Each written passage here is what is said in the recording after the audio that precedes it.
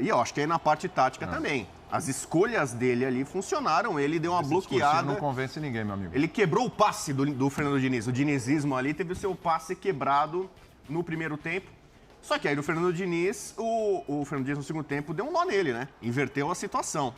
Fernando Diniz deu um nó tático em Vitor Pereira, é isso? Deu. No segundo tempo ele engoliu o Flamengo, tirando um zagueiro, colocando... Como é que aquele cara do Santos que...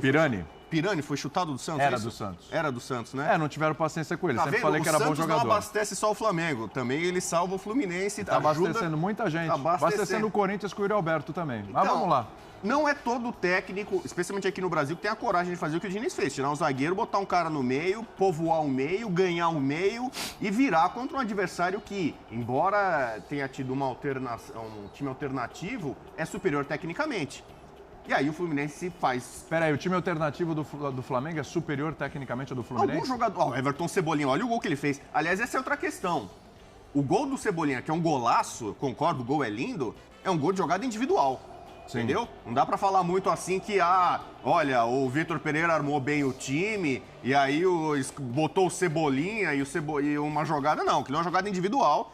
Então você vê, em tese, um reserva que já foi colocado em outra partida contra o Vasco, quase ficou de ala esquerdo ali, né? E tava no gol do Pumita, o Pavar da Colina. Bom, já foi esse jogo. Já estamos em mais uma derrota, né? Que, aliás, é a 5ª derrota do Vitor Pereira. Sim. Sabe quantas derrotas o Jorge Jesus teve?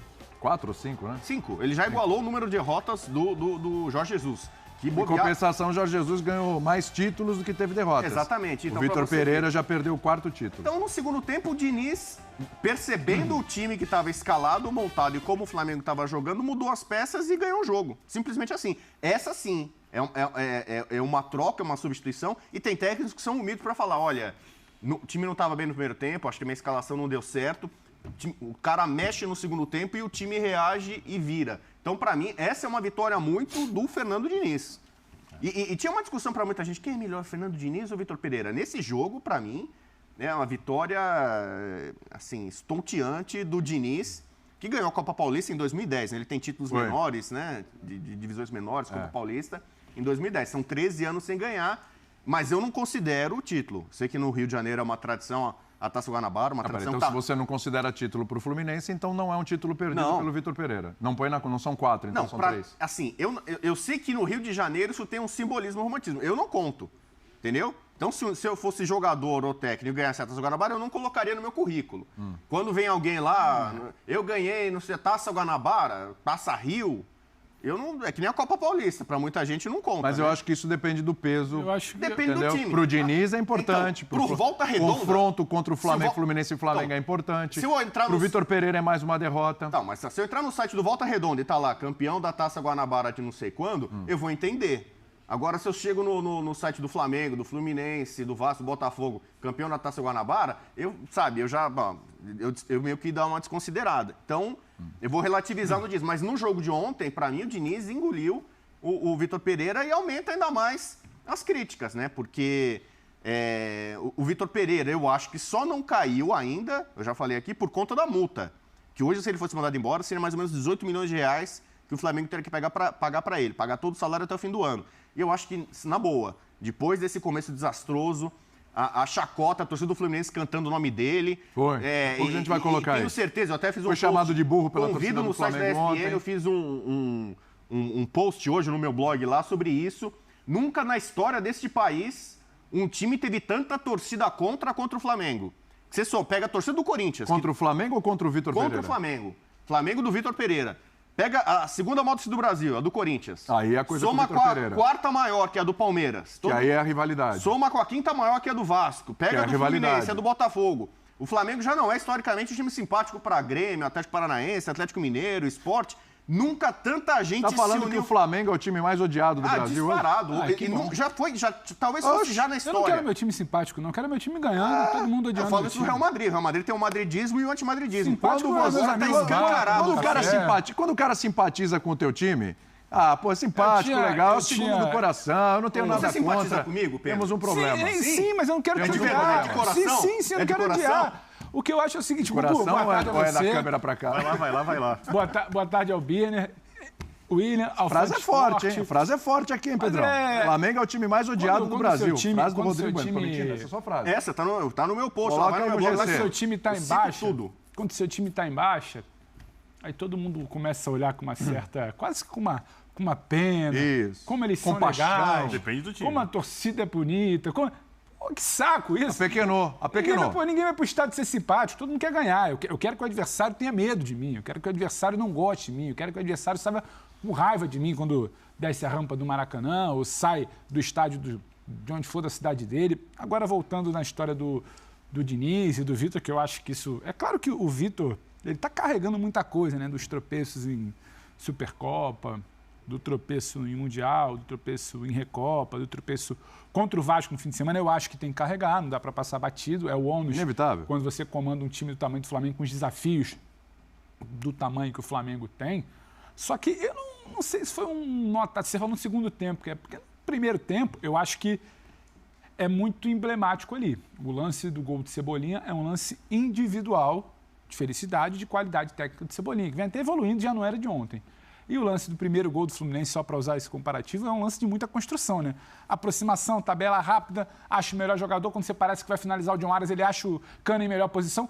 É um lance de construção coletiva. Acho que isso diz muito sobre o que é o trabalho do Diniz já, que tem tempo. Desde o ano passado. E o trabalho do Vitor ainda, que depende de uma boa ideia que ele teve, ainda que eu discorde do papo de que não, eram os melhores jogadores para o jogo de ontem. Porque, falou antes do jogo isso. Com todo respeito, eu não consigo entender, mas é uma avaliação dele, ele está lá no dia a dia, respeito, mas eu não consigo entender que o Matheus, goleiro, é uma opção melhor que o Santos para um jogo contra o Fluminense. Ou que o Matheus Gonçalves não possa ter entrado no segundo tempo, ter sido uma opção. Por mais que não esteja bem, ao Everton Ribeiro, a melhor coisa é ele ficar no banco, mas tudo bem, foi a narrativa dele ali para o momento. O que eu acho a gente não pode apagar o que o Vitor tentou fazer no primeiro tempo. Eu acho que a quantidade de erros do segundo tempo, ele acaba apagando o que foi feito no primeiro e as derrotas recentes, tropeços recentes também.